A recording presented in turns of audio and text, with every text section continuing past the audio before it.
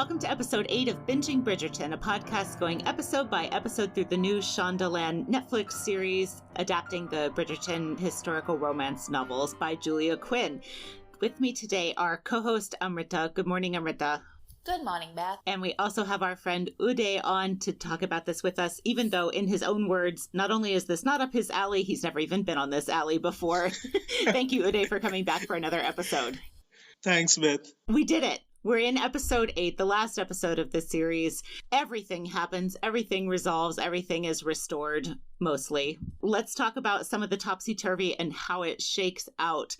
I would like to start with Marina, actually, because I just find myself drawn to Marina over and over again.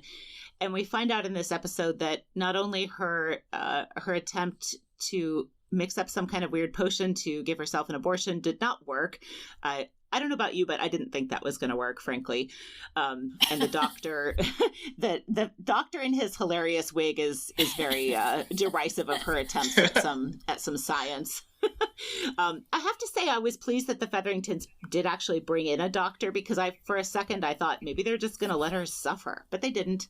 So we find out not only did that not work, but also her past lover, he's dead. His brother comes into town and tells them that the reason he hadn't been responding to her letters is because he was dead. Uday, did that take you by surprise when it happened? A bit. I mean, there's just so much happening with Marina in the last moments of the. Actually, not even in the last moments. Through this, the last episode, and then this one, the previous episode, and this, where there's just like so much story that goes. So it was a little like I'd barely recovered from her abortion tea, as you put it, and now this whole thing is happening. Frankly, it happened really fast for me to even sort of react to it in an emotional way. Yeah. Her put down in very typical Marina fashion is immediate, and there isn't a doubt in her mind. The brother of her dead lover proposes that he will sort of take her as his wife and accept their child. And she's just like, no way. I liked his brother. Who is this guy? Yeah. It's very home up gay con, right? Siblings swooping in. Do you remember, is it Keke Palmer who had that thing where they showed her a photo of, I think, who was it? Like somebody famous. I think maybe Dick Cheney or somebody. And she was like, who is this man? I do not know this man. Good luck to this man.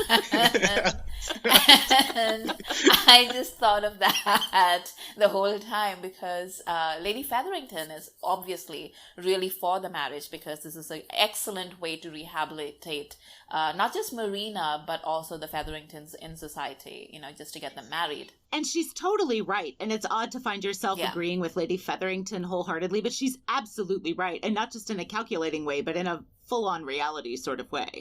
Yeah. I really like Lady Featherington in this episode because, she's still the person that she is all throughout the series, but you kind of get where she's coming from, especially in that little conversation that she has with Marina before Marina leaves, where, she just says, you're doing better than me because at least you know what, you have like the sense of like what you want, and, life is probably going to be kinder to you in many ways. But she is a woman who's had to learn a few hard things about life. And you kind of see, like all throughout the series, we've had this distinction or this comparison between the Featheringtons and the Bridgertons. But it really does come down to the difference between Lady Featherington and Violet Bridgerton. Because they've had such different experiences of life and love and marriage. And you see that is their biggest difference, and that is what has gone on to inform the lives of their children as well. There's like a ton of things, like as Uday says, there's like 5 million plot points being thrown into this last episode. So Daphne and Simon are throwing a ball and that's going to be the last ball of the season, and it's also probably going to be the end of their marriage, depending on how they have no plans to stay together. And even though Daphne then is a lot more positively disposed towards Simon because of something that happens, she finds his letters to his dad, which is interesting because it changes the tone of the episode completely. Beth, were you counting on that? Did you think that was how things were going to get fixed? No, I didn't. And maybe I should have, given that we know so much about the letters from an earlier episode in the flashbacks when he's a little kid. But you shouldn't snoop on your partner. We all know that. Like, don't take their phone. But also, since he won't talk to you, I absolutely think that this is an emotionally valid, if not logically valid, thing to do. And also because a lot of the information does actually come from Lady Danbury. So it's not just Daphne figuring it out on her own. She does need to be told. Daphne always needs to be told. But she's also 18 or whatever, so maybe that's quite realistic. But I was very moved by this whole turn of events and how Daphne takes what she has experienced, what she's read, what Lady Danbury tells her, and what her mother tells her about, finally getting some good advice. Like, you have to choose every day to love the person you're with and try to work through things together and move forward together. Like, that's still very good advice. And she actually is able to synthesize those things into something that is kind to Simon, who is a person who desperately needs some kindness. Yeah. And also, just to be a little bit more shallow, was anybody else surprised that the big Simon and Daphne ball was actually held outdoors? I hadn't thought about it, but it certainly allowed for some beautiful aerial shots of the checkerboard floor that I saw online. Someone point out mirrors the checkerboard floor in his country house. So you have a nice parallel moments, but it sure was beautiful and allows for dramatic rain. Because it's London in spring. Like, what kind of idiot holds a ball outside in London in spring? Yeah. I mean, Vauxhall is outside, right? Most of the scenes there are outside. That doesn't seem to be a problem. Well, but Vauxhall has like a different yeah. purpose, because in Regency romance and probably in history, I don't know, but Vauxhall is actually a place where people go, and there are like these gazebos and stuff where you can stay in out of the weather. Right. But also the reason why it's outside is because you have these like the walk, like how like Burbrook assaults Daphne or tries to assault Daphne and gets decked in the face. So those are called walks, and basically people go on these little walks because there's no lights and you can hide in the shrubbery and possibly make out or even have sex. So it's, the British have this long tradition of like outdoor sex at all levels of society, and basically that's what Vauxhall is about. So I mean, the Queen's lunch is also outside, so this ball is not the only uncovered event. That is true. But yeah, no, it doesn't seem like if you had an option to put it somewhere else, you probably should have. But it seems like seems like Simon's townhouse doesn't have a ballroom. Yeah. How dare he? But then again, isn't the rain like a rain at the end of like a Regency romance? Isn't that a big thing? I feel like I've seen a couple of films in which that happens. So I was wondering whether that was a beat which they felt that they would like to hit also. I feel like maybe you're thinking about like Pride and Prejudice from 2005. I am. Yeah. Where they And have, then like... yeah, and I think I sort of somehow put Little Women also into it, which also has like that big scene in the rain. So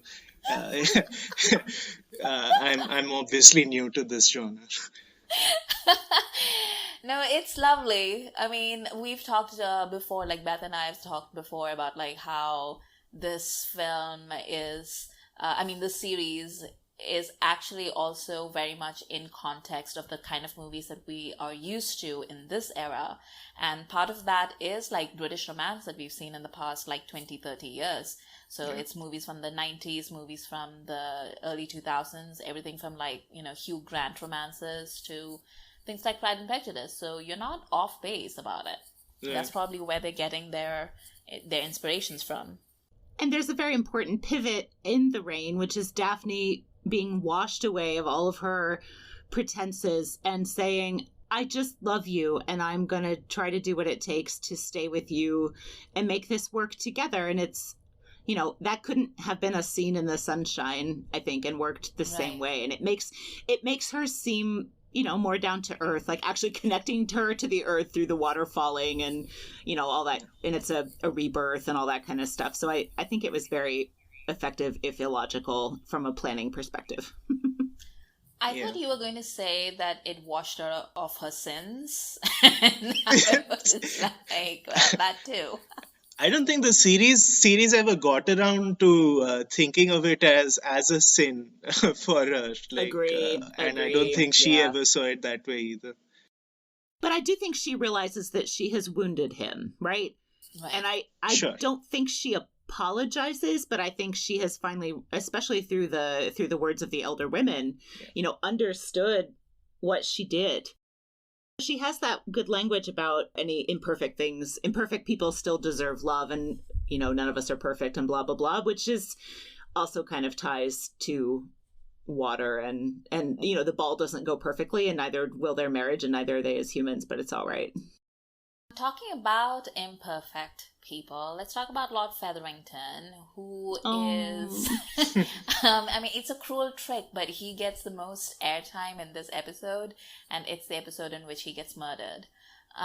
But he convinces Will to throw the match, and then Will and Simon have this wonderful scene where Simon is like, well, where's your honor? And Will is like, it doesn't feed my kids. And again, this is like, we've talked about the education of all the different characters in this series, and this is Simon's education, which he has to have every couple of episodes, I feel, because this is something that he has had with Will, with his wife, with like various people, about like how he's really privileged and he doesn't really understand. But after Will and Featherington do their little plan, Featherington makes off with like tons of money, and Will is now set for life. And then while the Featheringtons are at the ball with Simon and Daphne and the rest of the ton, and they're dreaming of a life that has now gone back to normal, Lord Featherington goes to a brothel where he is met with some of his cronies who also want his money. Uday, I didn't quite understand the logistics of that thing, and I was hoping like maybe you could help me out. Like, what do you think like happened? Like, did he bring them back to the house and take the money, or did he take all the money and then go to the brothel? Like, what was that? I was a little confused myself. I'm guessing he had at least some of the money when he went to the brothel. And he had, I don't know, he'd promised them the deed to his house earlier, before the fight, that, if he didn't come good. And I wonder if that is somehow going to come back into play now that he's dead, in a later season. I hope so, because I was very invested in the Featheringtons by the end of this, and I would like to see what happens, especially because Lady Featherington says, "Oh no," about who's going to inherit, and we have no idea who it is. I feel that I hope it's something connected to those, because otherwise those two cronies of his, that was a little confusing, because they just keep giving him these meaningful looks, and they're obviously like tough guys and too smart for Lord Featherington. I'm not exactly sure what happened there, but I did enjoy the atmosphere at the boxing match. The fight itself was a little, it was less than convincing, as in there are enough movies in which a fighter has to throw a bout.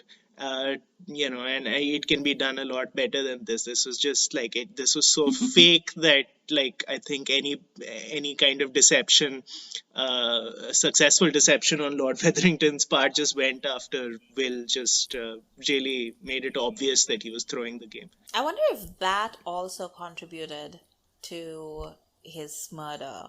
Like they knew that he did them dirty. Yeah, maybe. But of course, we are going to see the Featheringtons going forward because, well, there's that unresolved plot point between poor Pen and Colin. You know, like Pen is just about to gather her courage and confess her feelings to Colin when Colin, being the idiot Bridgerton he is, announces that he's leaving for Greece.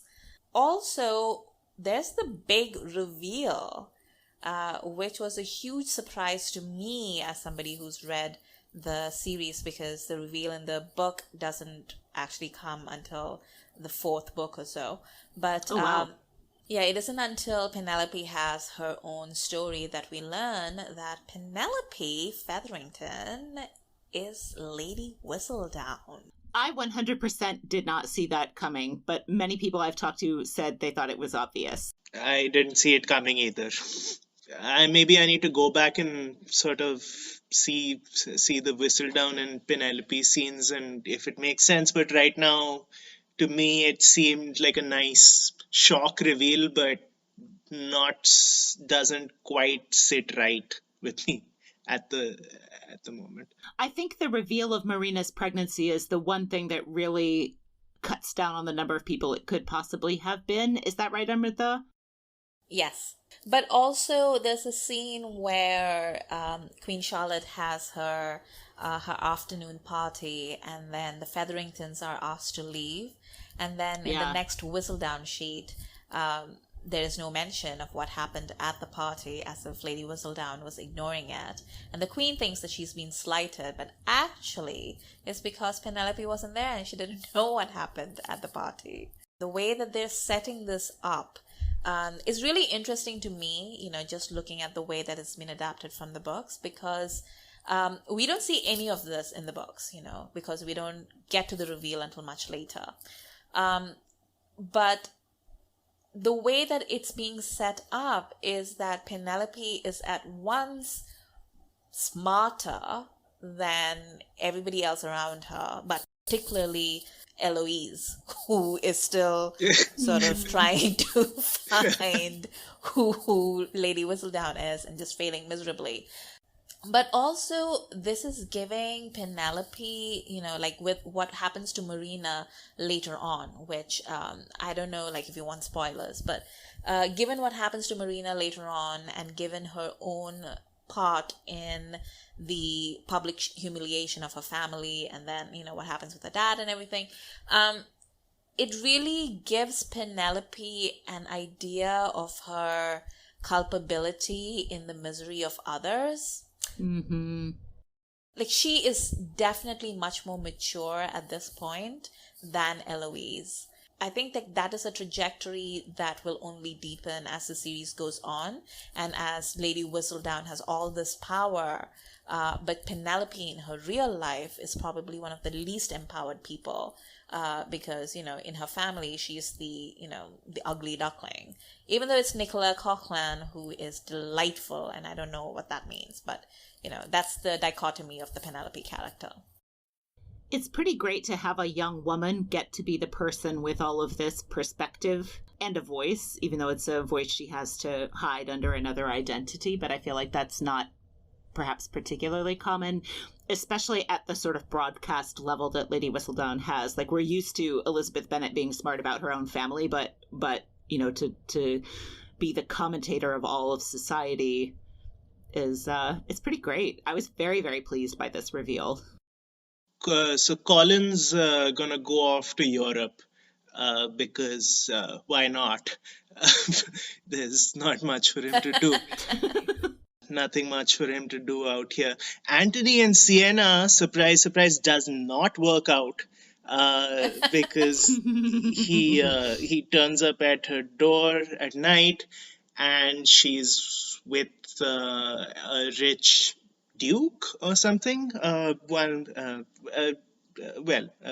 Someone of Antony's class anyways, and she basically was supposed to accompany him, and she and does not at the last moment when he goes looking for her. She basically cuts it off and tells him that he has to stop following her, and apparently he is going to stop following her because he tells his family that he's going to marry.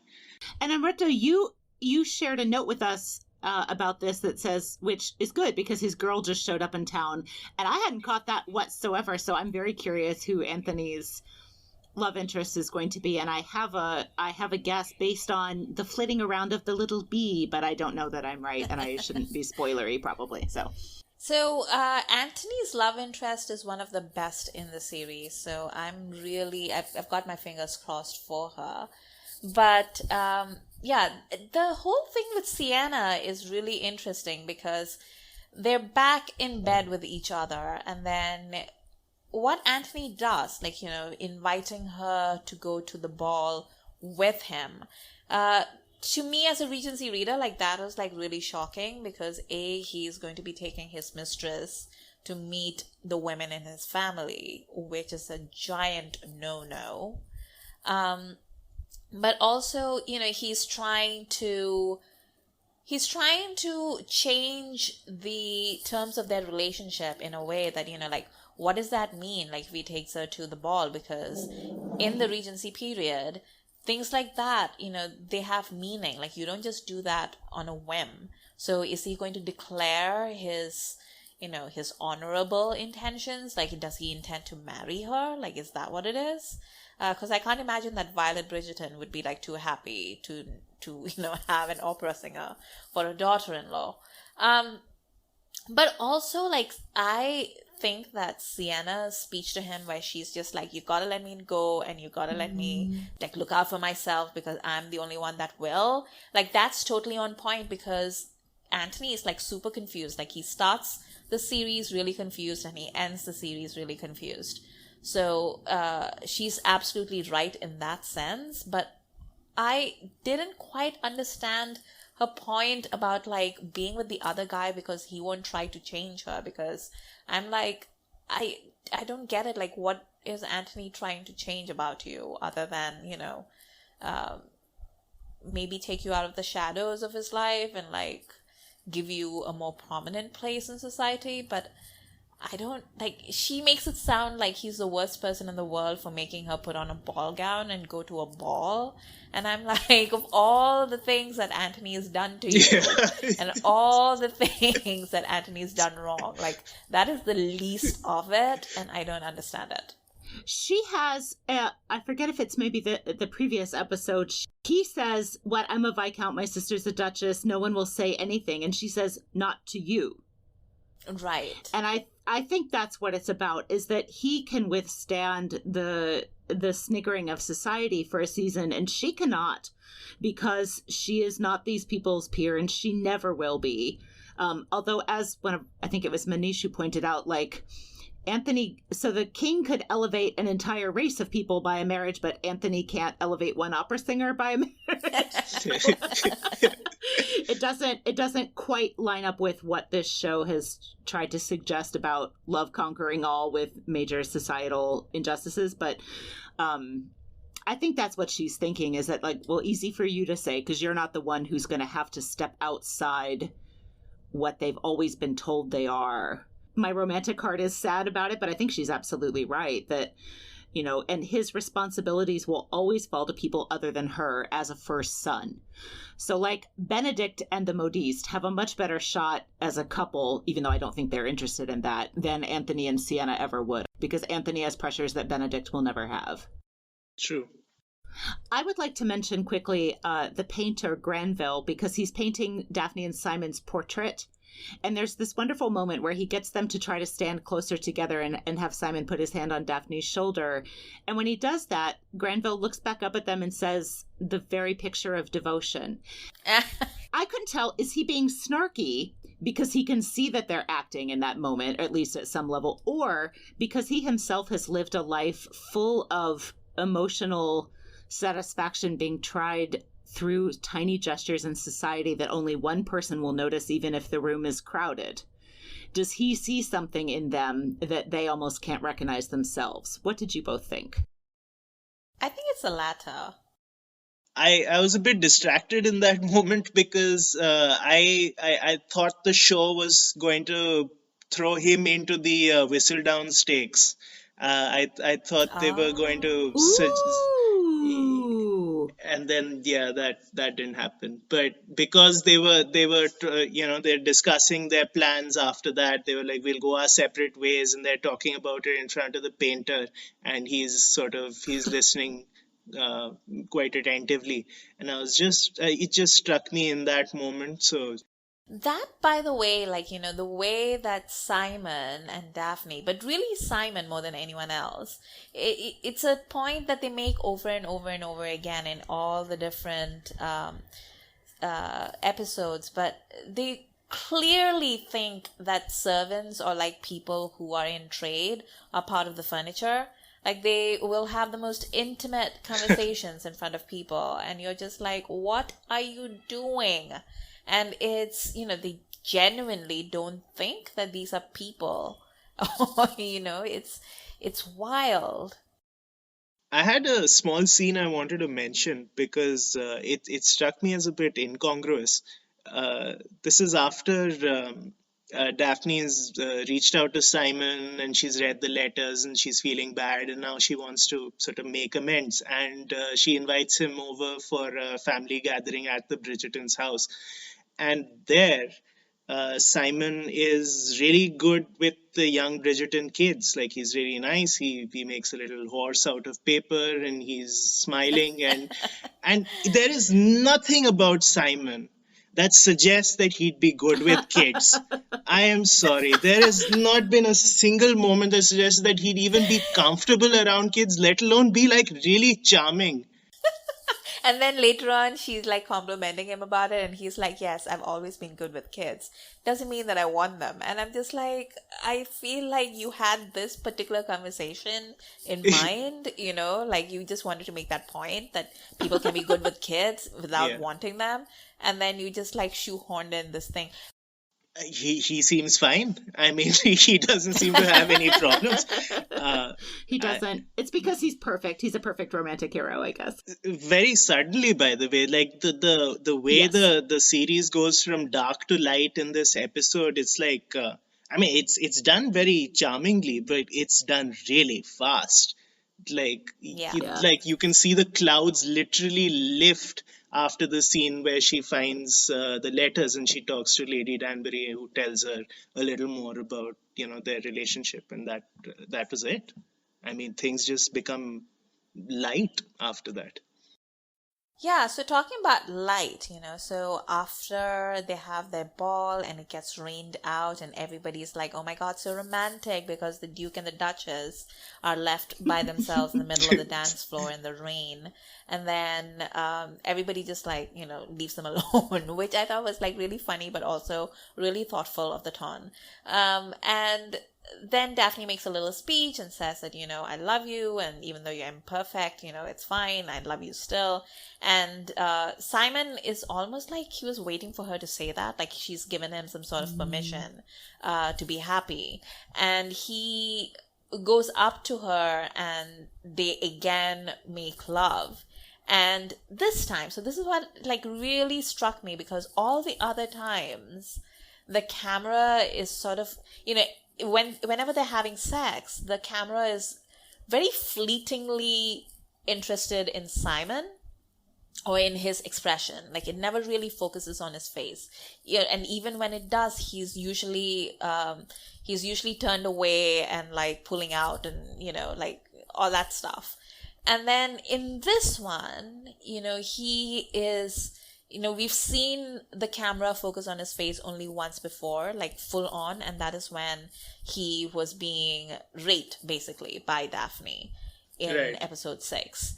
And then in this episode, again, the camera focuses on his face and then it focuses on both their faces. And I thought like that was an interesting choice because finally the two of them were together in a way that they weren't before, because either he was lying or she was raping him. And this one is just the two of them together. This show, I think, maybe is better at some of the smaller things than it is at some of the bigger things. And it's lovely that they find a way to show consent and mutuality and like they are choosing to move forward together. It's touching. I loved that that happens in the same room where Simon was born and where their son is born also, right?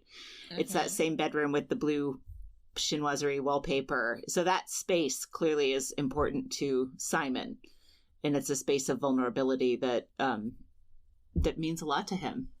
Although, can I just say that the childbirth scene made me laugh because it was like Violet and Daphne are in a completely different scene to Simon. Like Simon's just there.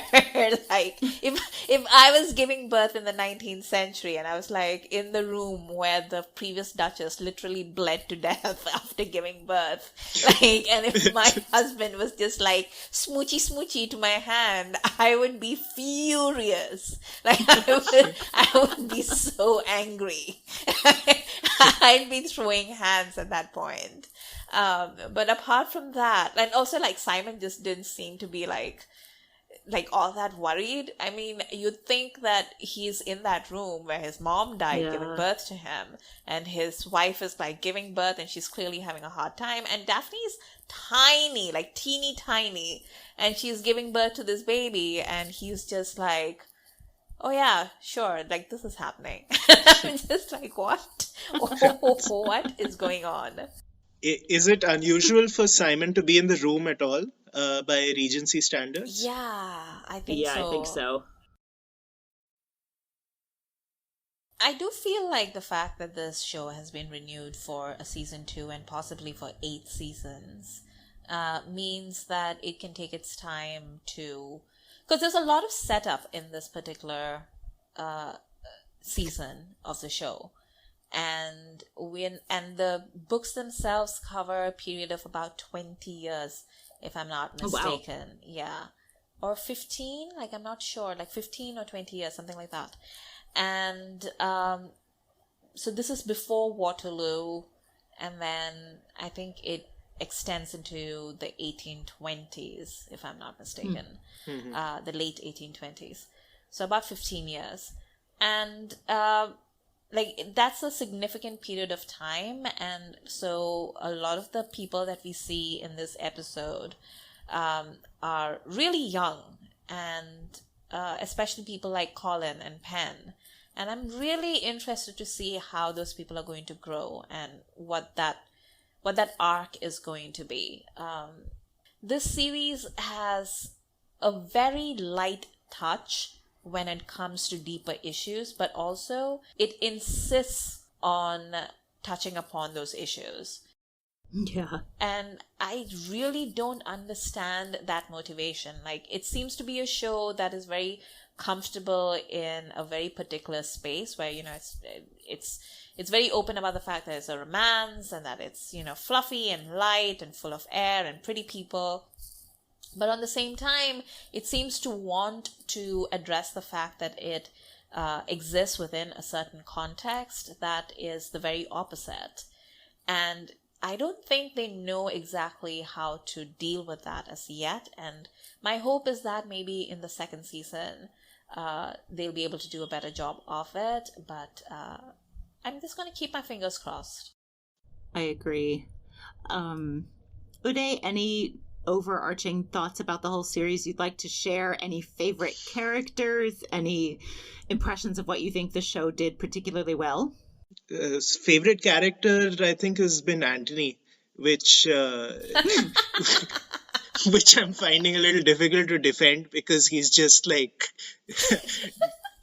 one terrible decision after the other, and he's just like such a baby. But he's great. I thought the actor is great. and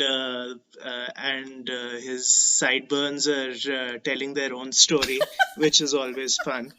And he's actually really funny. Like his He is funny. like in especially in the family scenes, he's instead of being the kind of forbidding elder English upper class brother, he's like he manages to do it in a slightly subtler, sort of harried way, and I found his performance quite fun. So I enjoyed Anthony basically being at the same place emotionally as he was right at the start, after everyone else has found some kind of growth.